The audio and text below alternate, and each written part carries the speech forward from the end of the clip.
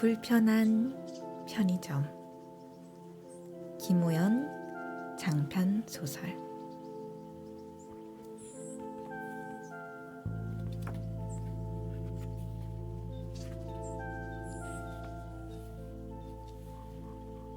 소설 속 사건과 인물은 모두 허구를 바탕으로 한 것이며 실제와 아무런 관련이 없음을 밝힙니다. 제목: 산의 진미 도시락.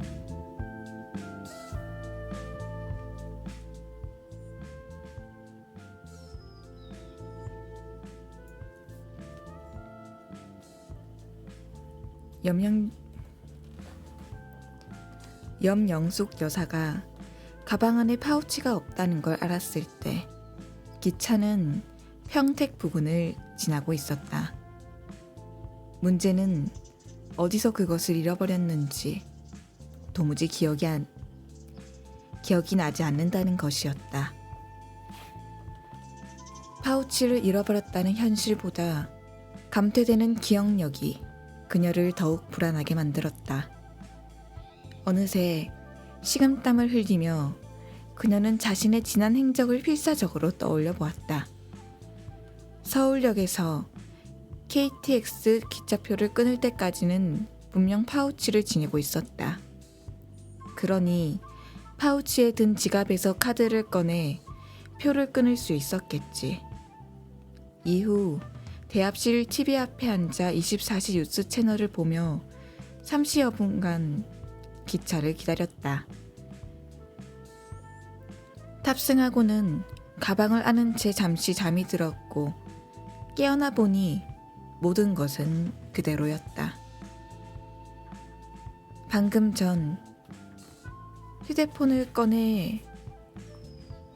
꺼내려고 가방을 열었을 때 안에 있어야 할 파우치가 없는 것에 소스라치게 놀랐을 뿐이었다. 지갑, 통장, 수첩 등 자신이 가장 중요한 것들이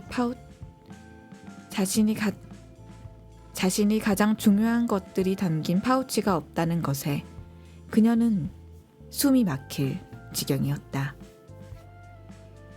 염 여사는 자신이 타고 있는 기차의 속력에 뒤지지 않게 두뇌를 가동해야 했다. 차창 밖으로 빠르게 지나가 버리는 풍경을 되돌리기라도 할 듯 기억을 리와인드했다. 혼잣말에다 다리를 떨며 골몰해 있는 그녀의 행동에 옆자리 중년 사내가 헛기침을 했다. 그녀의 몰입을 방해한 건 옆자리 사내의 헛기침이 아니라 가방 안에서 울린 휴대폰 착신 음악이었다. 아바의 노래였는데 곡명이 떠오르지 않았다. 치키티카였나? 땡싱킨이었나? 아이고 준이야, 할머니가 진짜 치매가 올려나 보다. 염 여사는 떨리는 손으로 가방 안 휴대폰을 꺼내고 나서야 곡명이 땡큐 for the music이라는 것을 기억해냈다. 동시에 낯선 공이 번호로 전화가 오는 것을 확인했다. 그녀는 심호흡을 한 뒤 전화를 받았다. 글자 마법사님, 어서 오세요. 여보세요? 상대방은 대답이 없었다. 다만 주변의 소음이 공공장소임을 짐작해 했다. 누구세요?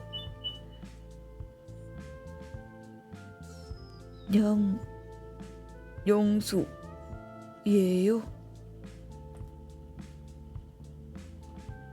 사람의 목소리라기엔 너무나 거칠고 불분명했다. 마치 겨울잠을 끝낸 곰이 동굴에서 나와 처음 입을 열면 나올 법한 소리였다. 예, 그런데요. 지갑요. 맞아요. 주우신 분인가요? 어디시죠?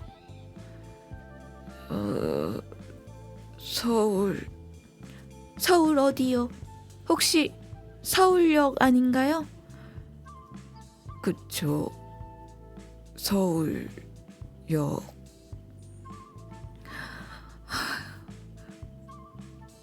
그녀는 안도의 한숨을 휴대폰 옆으로 내쉰 뒤 목청을 가다듬었다.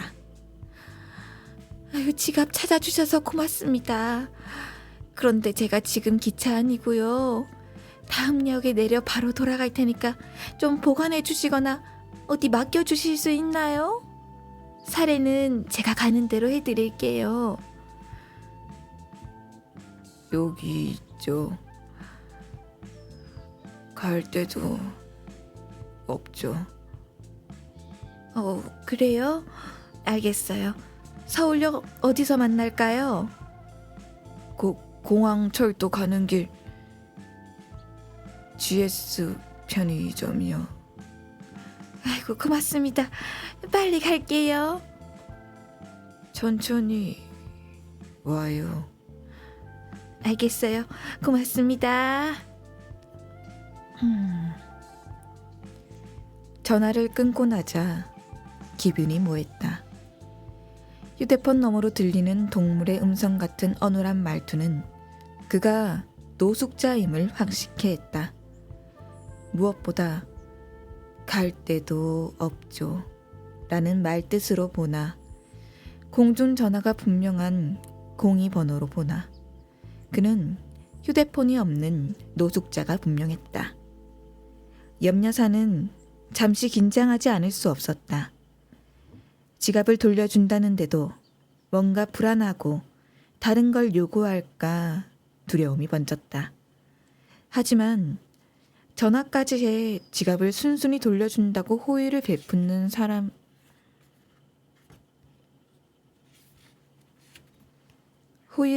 사내가 굳이 해코지를 할 것 같진 않았다. 사례비로 지갑 속 현찰 4만 원을 건네면 충분할 듯 했다. 마침 천안에서 정차할 거라는 안내방송이 나왔다. 염여사는 휴대폰을 가방에 넣고 자리에서 일어났다.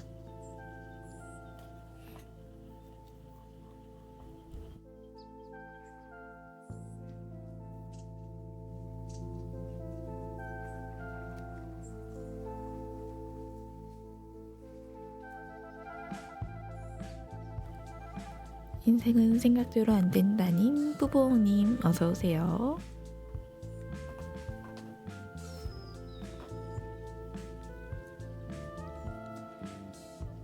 돌아가는 기차가 수원을 지날 즈음 다시 휴대폰이 울렸다. 땡큐 포더 뮤직의 가사를 치매 예망하듯 되뇌며 액정을 확인하니 아까와 같은 번호였다.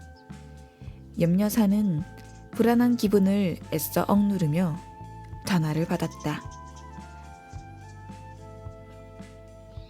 저요. 사내의 웅크린 듯한 목소리가 들려왔다. 염여사는 변명하는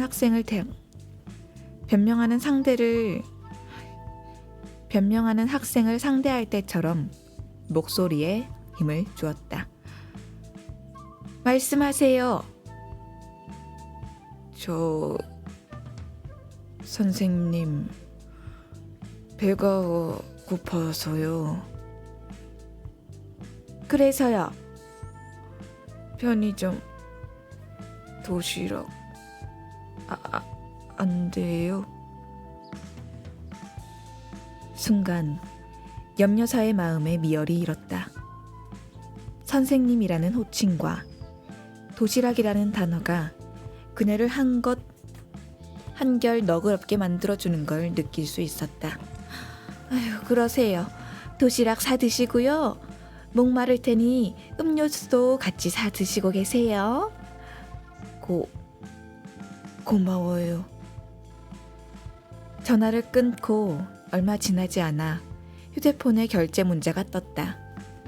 이건 마치 편의점 계산대 앞에서 전화한 게 아닌가 할 정도로 재빠른 시간이었다.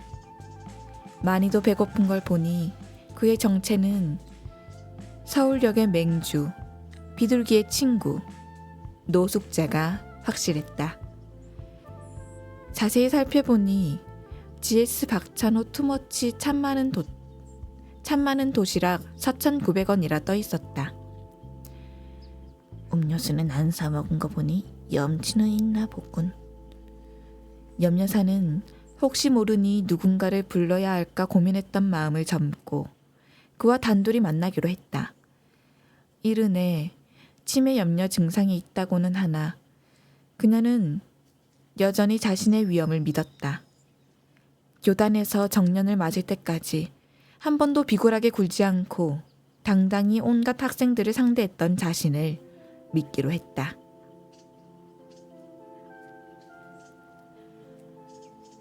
서울역에 도착하고 바로 공항철도로 내려가는 에스컬레이터를 발견했다. 에스컬레이터로 내려가자 전방 오른편에 있는 GS 편의점이 있었고 곰의 목소리를 지닌 사내가 도시락에 얼굴을 묻은 채 그 앞에 웅크리고 있었다. 다가갈수록 분명해지는 그의 실체에 그녀는 다시 긴장의 끈을 움켜쥐었다. 대걸레같이 떡이 져 있는 장발의 사내는 얇은 스포츠 점퍼와 더러워져 베이지색인지 갈색인지도 모를 면바지를 입고 있었다. 그런 그가 매우 정성스러운 젓가락질로 도시락 속 비엔나 소시지를 집어먹고 있었다. 확실히 노숙자다. 염여사는 마음을 다 잡고 다가갔다. 그때였다. 3명의 낯선 사내가 도시락을 먹고 있는 그를 향해 달려들었고 염여사는 놀라서 다가가던 발걸음을 멈출 수밖에 없었다. 3명의 하이에나 같은 사내들 역시 노숙자임이 분명했는데 그들은 도시락 사내를 누르고 뭉갠 채 무언가를 뺏기 위해 안간힘을 써댔다. 그녀는 주위를 돌아보며 발을 동동 굴었지만 지나가는 사람들은 노숙자들의 흔한 다툼으로 여기고 힐끔대기만 할 뿐이었다. 사내는 먹었던 도시락을 떨군 채 온몸이 공처럼 웅크리고 방어했다. 하지만 결국 놈들에게 의해 목이 졸리고 팔이 들리며 지키고 있던 물건을 빼앗기고 말았다. 안절부절 못하며 살피던 염려사의 시야에 놈들이 빼앗은 물건이 확 들어왔다. 자신의 분홍색 파우치였다.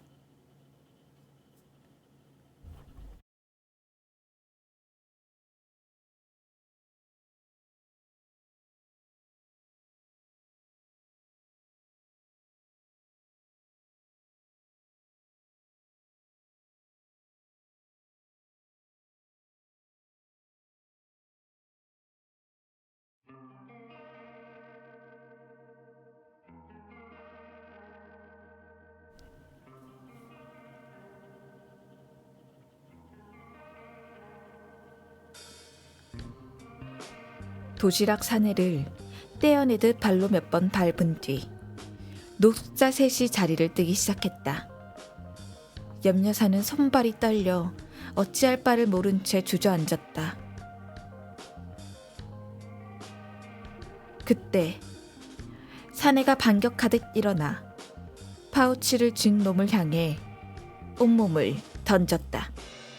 으아야! 괴성과 함께 사내가 놈의 다리를 붙잡고 넘어뜨렸다. 놈을 짓누르며 다시 파우치를 빼앗은 사내는 곧 다른 녀석들이 덮쳤다. 순간 염여사의 눈에 불이 들어왔다. 그녀는 벌떡 일어나 그들을 향해 튀어나가며 목에 핏대를 세웠다. 이놈들아, 그거 놓지 못해! 그녀의 고함과 돌진에 녀석들이 멈칫했다. 달려간 그녀는 가방을 들어 맨 앞녀석의 머리를 내리찍었다. 놈이 고통스러워하자 다른 녀석들이 일어나 뒷걸음질치기 시작했다. 아이고, 도둑이야. 내 지갑 훔쳐간다. 이놈들이다. 염려사의 앙칼진 외침에 사람들이 멈춰서 관심을 주기 시작하자 녀석들이 하나둘 몸을 돌려 달아나기 시작한다. 오직 도시락 사내만이 품 안에 파우치를 끌어안은 채 웅크리고 있었다. 그녀는 사내에게 다가갔다.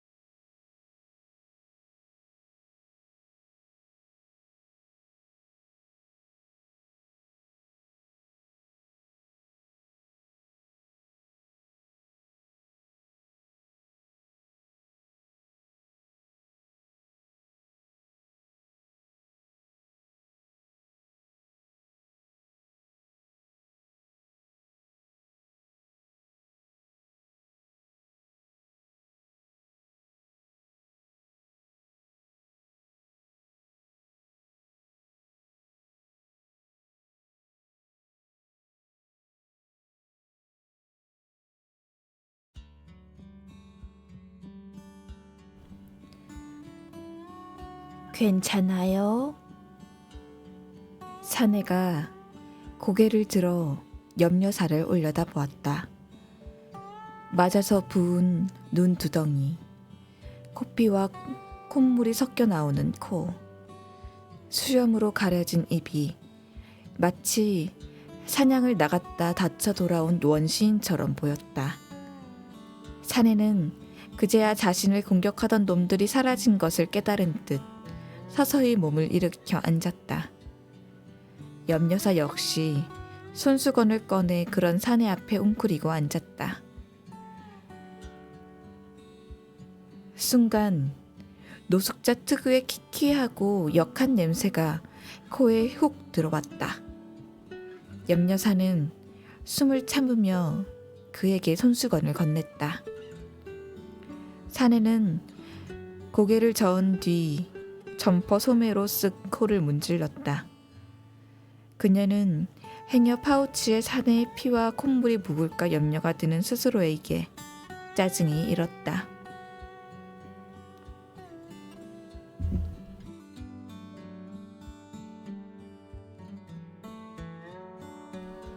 아이고, 진짜 괜찮아요? 사내가 고개를 끄덕이곤 염려사를 살폈다. 유심히 살피는 사내의 눈빛에 그녀는 잠시 자신이 무얼 잘못한 것이라도 있나 걱정이 들어서 걱정이 들었고 어서 자리를 뜨고 싶은 마음이 앞섰다. 그래, 이제 파우치를 돌려받아야 했다. 고마워요. 그거 챙겨줘서. 사내가 자신의 왼팔로 감싼 파우치를 오른손으로 짚더니 그녀에게 건넸다. 그런데 염려사가 파우치를 받으려는 순간 사내가 다시 그것을 자기 품으로 회수했다. 놀란 그녀를 꼼꼼하게 살피며 그가 파우치를 열었다. 뭐 하는 거예요? 주인, 맞아요? 그럼요. 내가 주인이니까 알고 온 거잖아요. 아까 나랑 통화한 거 기억 안 나요? 터무니없는 그의 의심에 염려사는 기분이 나빠지려 했다. 사내는 가타부타 말없이 파우치를 뒤져 지갑을 찾았고 거기서 신분증을 꺼내 살폈다. 주민 번호요. 아니, 내가 지금 거짓말하는 것 같아요? 확실해야 해요. 이거 주인 돌려줄 책임이 있어요. 거기 주민등록증에 내 사진 붙어 있잖아요. 비교해봐요.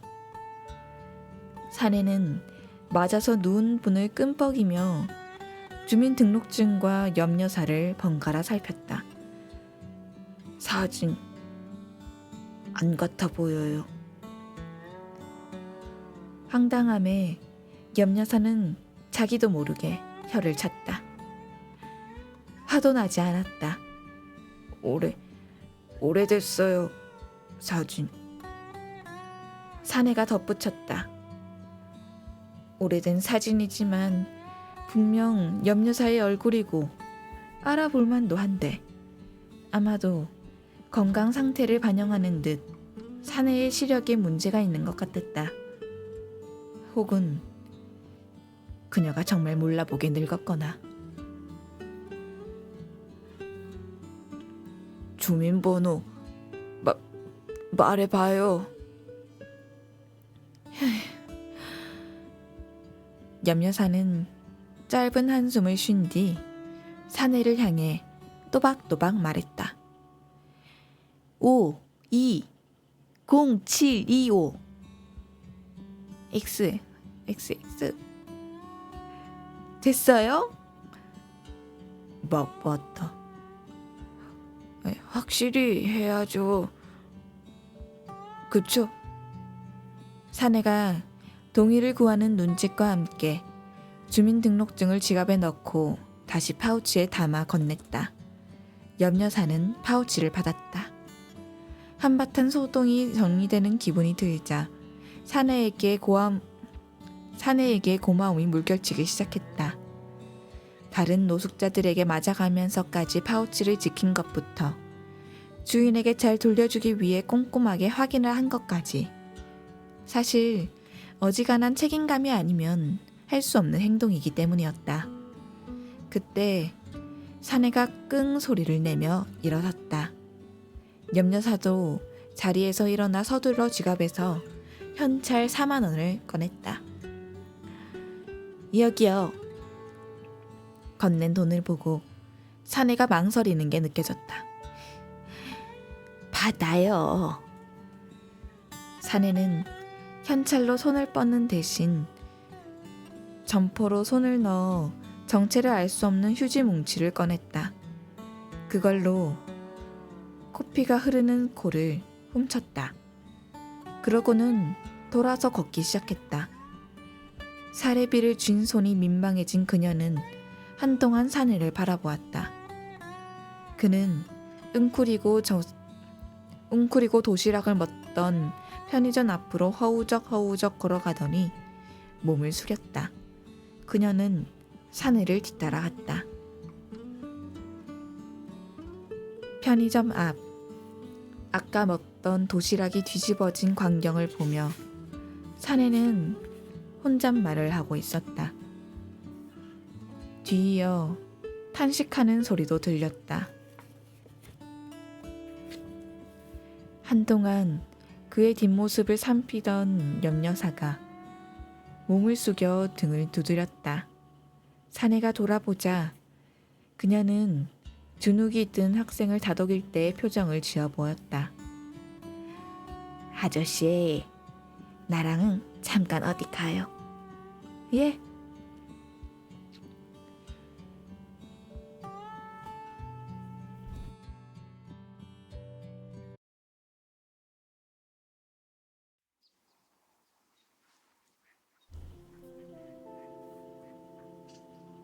서부역 방면으로 나오며 사내는 잠시 멈칫했다. 마치 자연의 품을 떠나 아스팔트 위 트럭을 올라타기 거부하는 초식 동물 같았다. 염려사는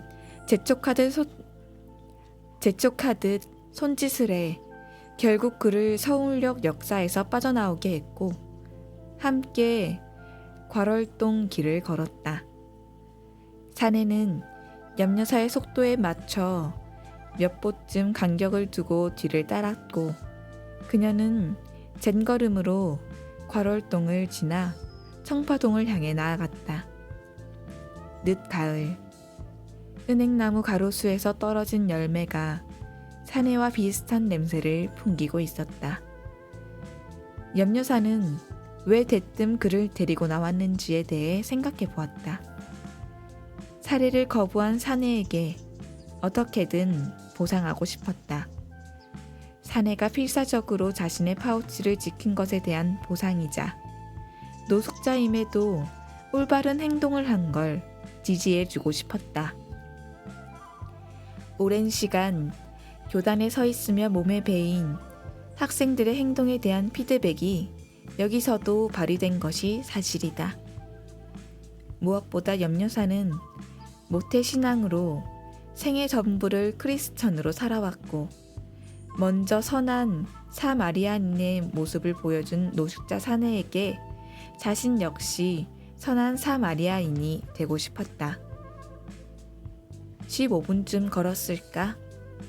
서부역 뒤편에 칙칙한 거리가 끝나고 세련된 큰 교회 빌딩이 눈에 들어왔다.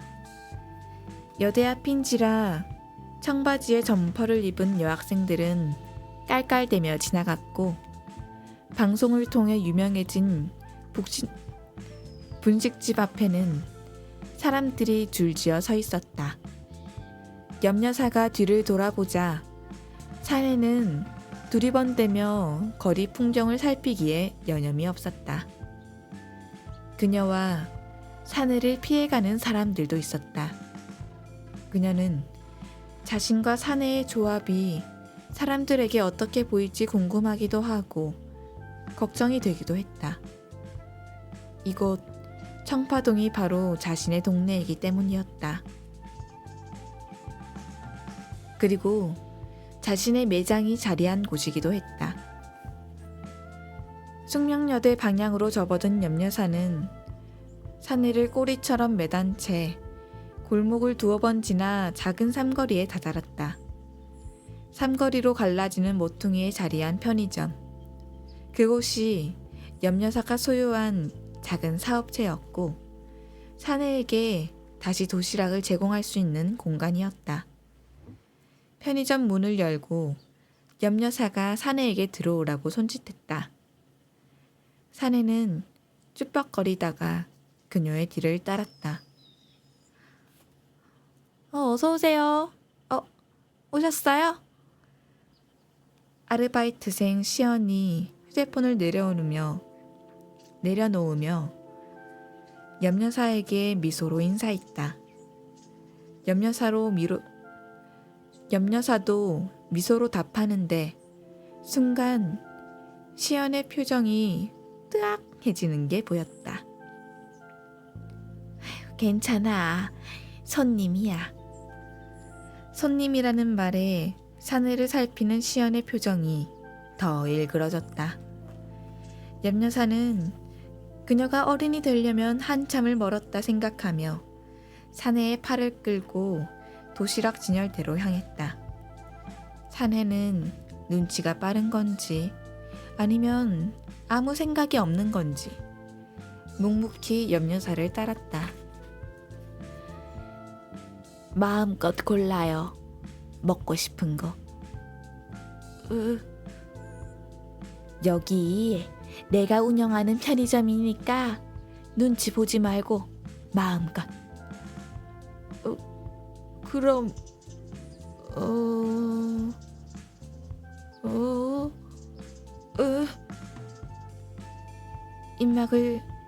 입맛을 다지던 사내가 갑자기 입을 벌린 채 멍해졌다.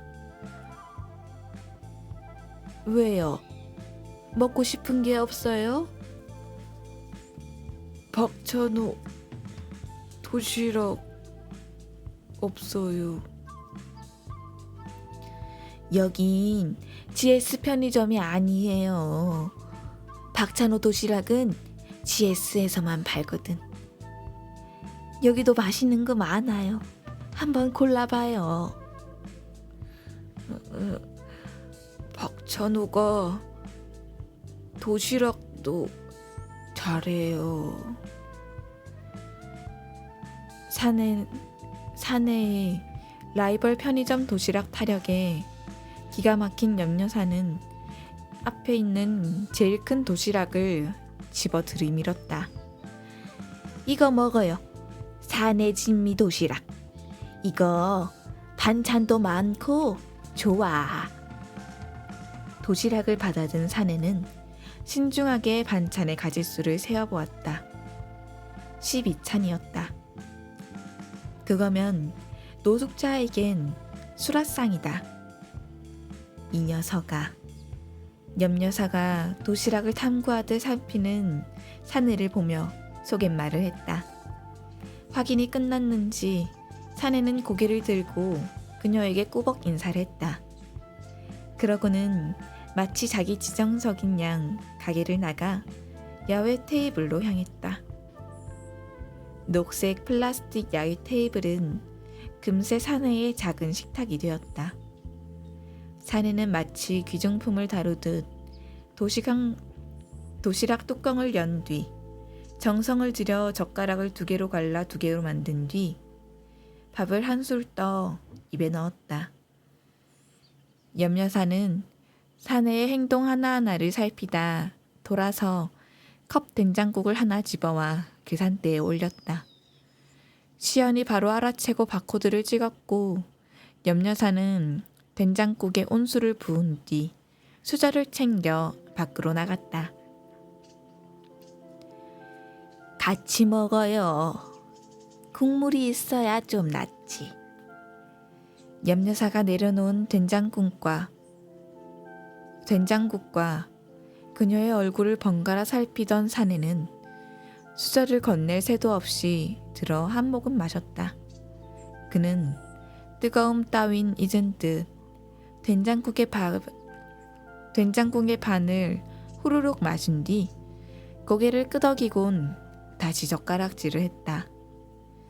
편의점으로 들어가 종이컵에 물을 따라온 염려사는 그것을 사내의 옆에 내려놓은 뒤 맞은편에 앉았다. 그녀는 사내가 도시락을 먹는 걸 바라보았다. 겨울잠을 자고 나와 배고픈 건지, 겨울잠을 자기 위해 영양을 채워야 하는 건지, 아무튼 꿀통 파먹는 곰꼴이다.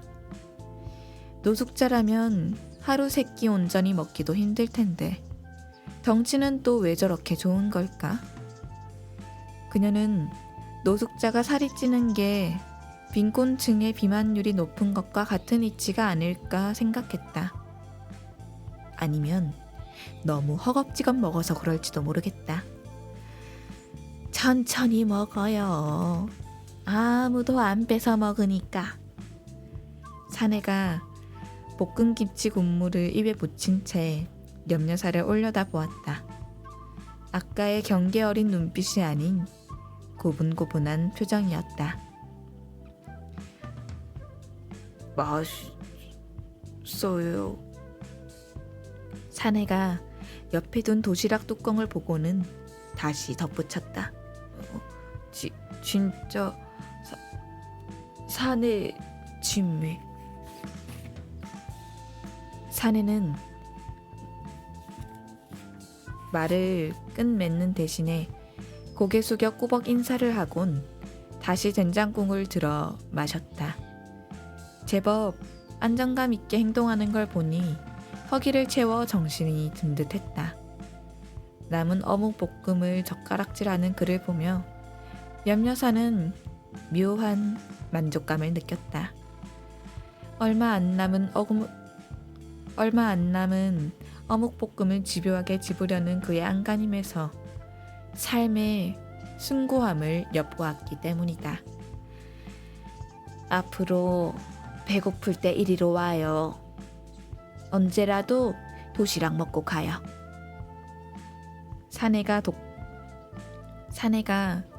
젓가락질을 멈추더니 눈을 동그랗게 뜨고 그녀를 응시했다.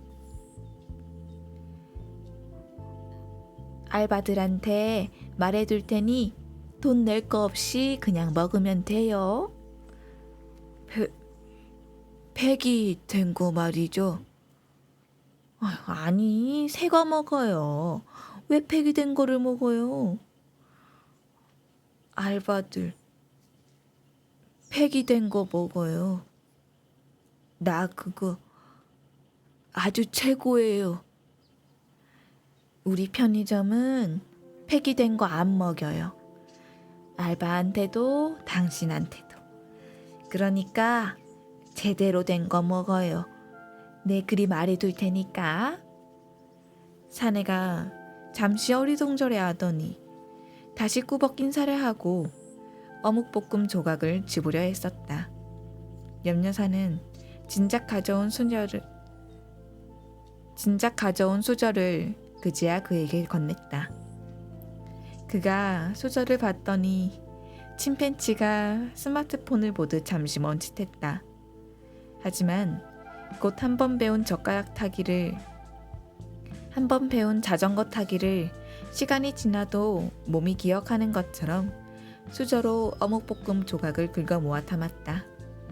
그런 뒤 만족스럽게 그것을 입으로 가져갔다.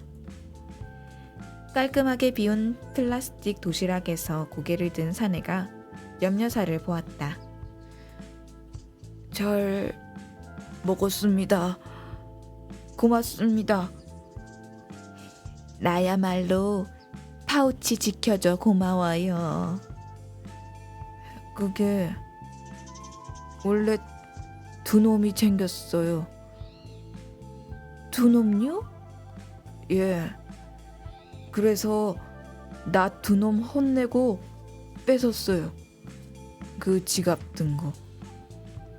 그럼 내 파우치를 훔친 놈들에게서 댁이 그걸 굳이 뺏었다는 거예요? 나한테 돌려주려고? 사내가 고개를 끄덕이며 염려사가 떠다준 종이컵에 물을 마셨다. 두 놈이면 나 이겨요. 셋은 힘들어. 걔들 다음에 따로 나한테 혼나요. 말을 마친 사내가 서울역 상황을 떠올리다 분이 나는지 이를 드러냈다. 누런이와 그 사이에 낀 고춧가루가 염려사의 눈살을 찌푸리게 했지만 자신의 힘을 과시하는 그의 모습에 생기가 느껴져 기분이 풀렸다. 사내가 남은 물을 마시고 주위를 살폈다. 근데 여기 어디죠? 여기 청파동 푸른 언덕. 푸른 언덕? 좋네요. 사내가 우거진 수염 속 입꼬리를 올리곤 도시락과 된장국 용기를 집어들고 일어섰다. 자연스러운 행동인 양 재활용통에 그것들을 버린 사내는 염려사 앞에와 점퍼에 다시 휴지 뭉치를 꺼내 입을 닦았다. 그러고 90도로 몸을 숙여 인사한 뒤 편의점을 등졌다. 염려사는 퇴근하는 직장인처럼 서울역 방향으로 걸러가는 사내의 뒷모습을 바라보다가 편의점으로 들어왔다. 그녀가 들어오자마자 시연이 호기심 어린 눈으로 이것저것 묻기 시작했다. 염려사는 파우치를 잃어버렸다는 걸 깨달은 기차한 상황에서부터 지금까지의 일을 털어놓았다. 그런 염려사의 이야기에 시연은 신기함과 걱정이 반반 섞인 어머 추임새를 연신 터뜨렸다. 재밌는 사람이야. 경우가 있어서 노숙자라고는 믿기지가 않네. 제가 보기엔 그냥 노숙자인데? 지갑에 혹시 없어진 거 있나 보세요. 옆 여사가 파우치를 열고 살폈다. 모든 게 그대로다. 시연을 향해 그것 보라는 듯 웃던 옆 여사가 문득 지갑에서 신분증을 꺼내 들어 보였다. 달라 보이니? 똑같으신데요? 흰머리 조금 빼고 하나도 안 늙어 보이세요. 옆 여사는 직접 주민등록증의 증명사진을 자세히 들여다보았다. 확실히 증명사진과 지금의 자신은 꽤 달라 보였다. 분하지만 그 사람 말이 맞네. 에? 경우가 있어. 시연이 넌 배려가 있고. 옆 여사는 시연에게 앞으로 그 덩치 큰 노숙자 사내가 오면 도시락을 주라고 한 뒤 알바 모두에게 전하라고 지시했다. 시연은 막득 찾는 표정을 지어 보이면서도 편의점 단톡방에 옆 여사의 지시사항을 올리기 시작했다. 옆 여사는 흡족한 표정으로 편의점을 돌아보았다. 그러다 금세 풀이 죽었다. 노숙자 사내가 도시락을 먹는 동안 왔다 간 손님이 전혀 기억나지 않았다. 정말로 치매일지도 모른다는 걱정에 침이 다 쓰게 느껴졌다. 그럼에도 선행을 받았고 베풀었다. 이 정도면 괜찮은 하루였다고 생각하기로 했다. 그런데 부산 안 가세요? 아이고, 네 전신 좀 봐.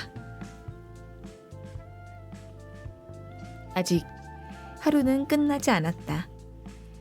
늦게라도 오늘 밤까진 부산에 도착해야 했다. 사촌 언니의 장례식이 있었고 간 김에 며칠 더 부산에서 보낼 계획이었다.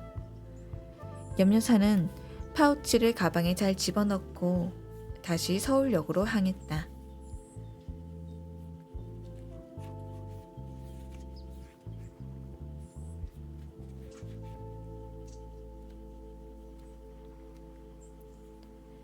부산에서 닷새간 일을 보고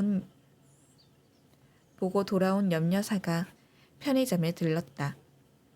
그녀가 들어왔을 때 시연은 커플 손님의 음료 계산을 하며 눈으로 인사했다.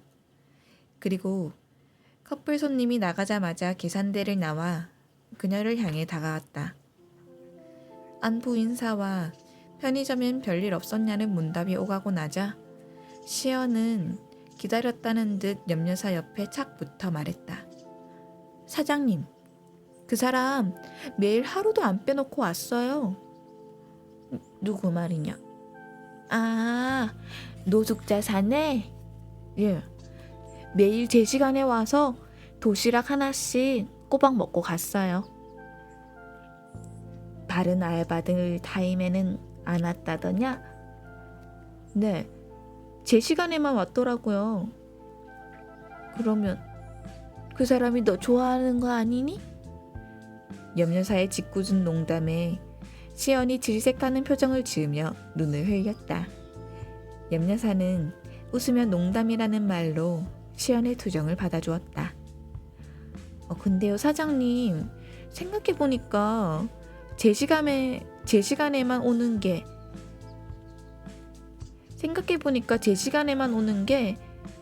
저녁 8시 폐기 시간 맞춰서 오는 거더라고요. 뭐? 새거 주라고 했잖니. 말했죠.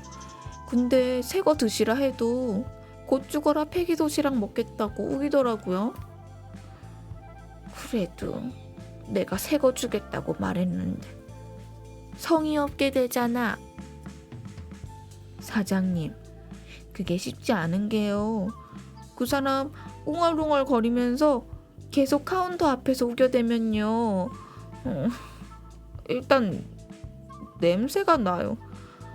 편의점에 큰 똥이 하나 놓여있는 꼴이라고요. 심지어 그 사람이 카운터에 있는 거 보고 들어오던 손님이 나간 적도 있더라고요.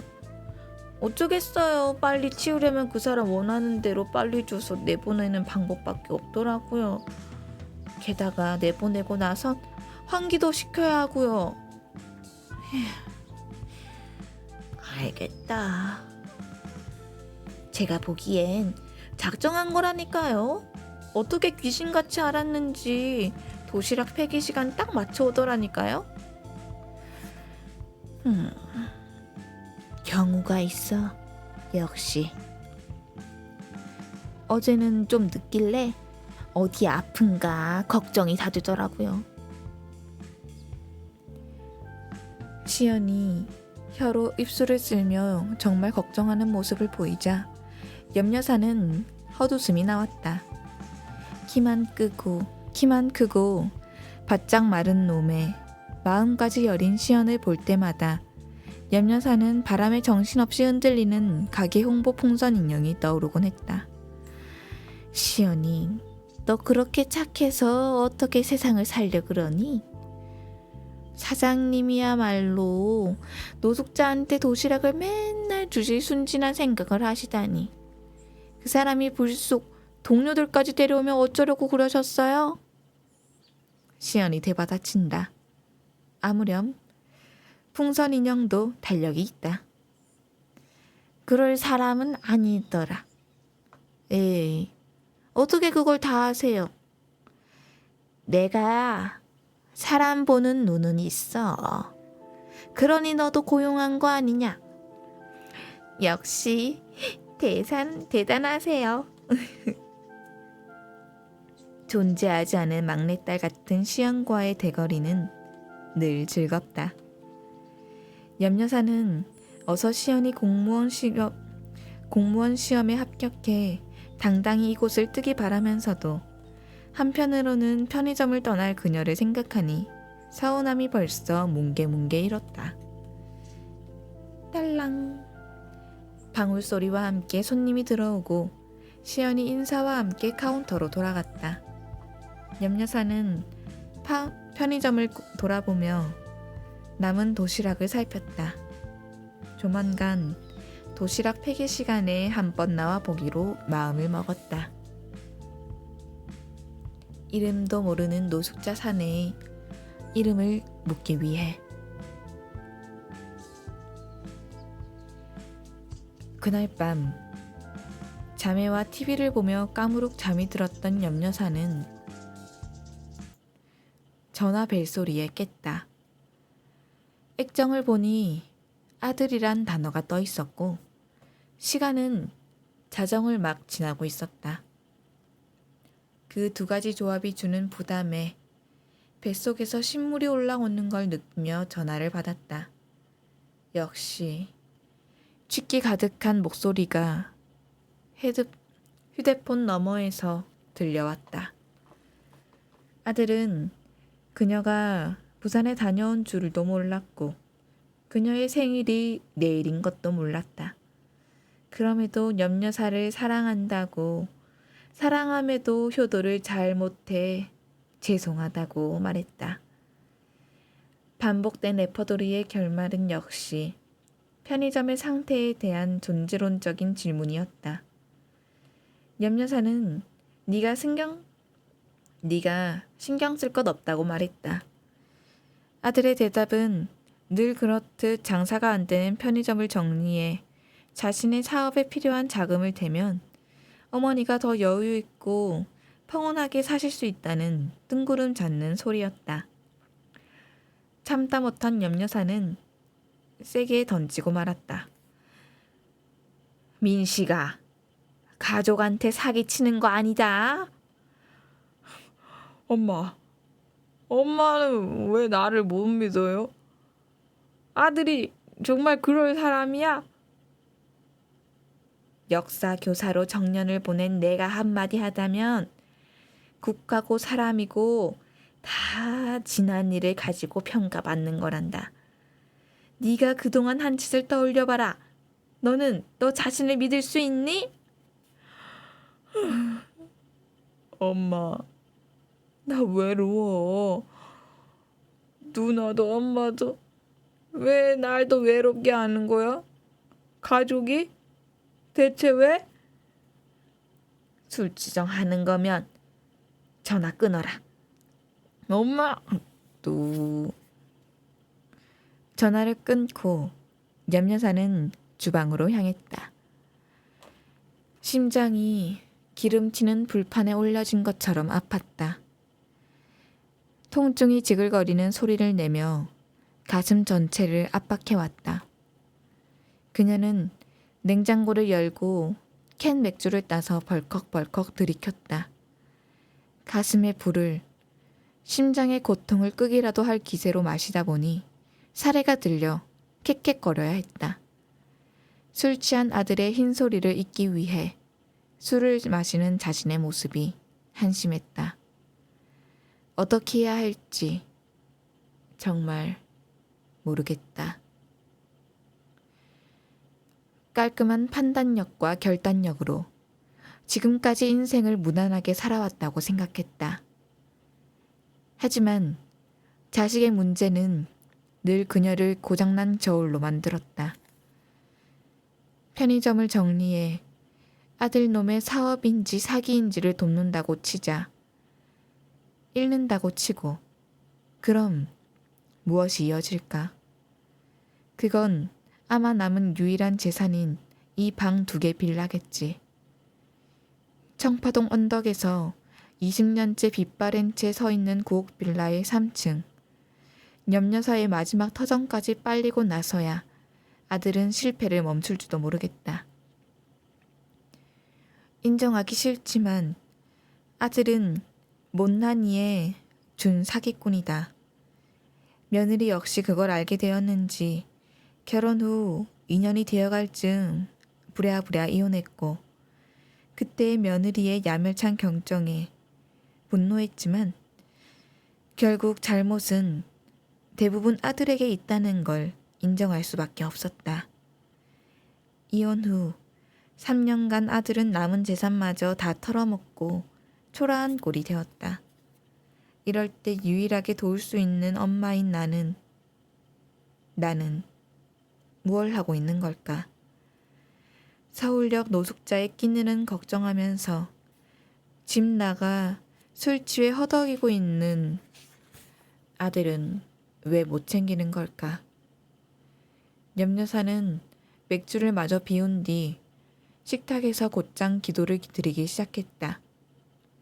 할 수 있는 것은 기도와 간구 뿐이었다.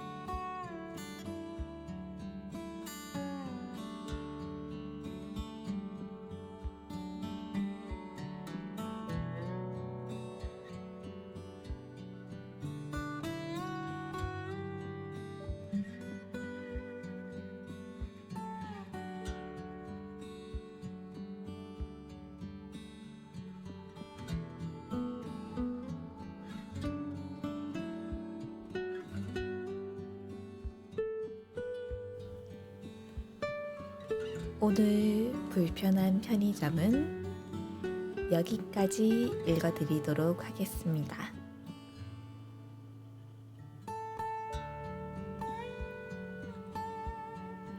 오늘 들어주셔서 감사하고요.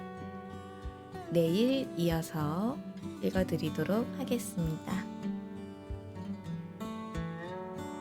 오늘 월요일 수고하셨고요. 좋은 꿈 꾸시고 푹 주무세요. 안녕. 잘 자요.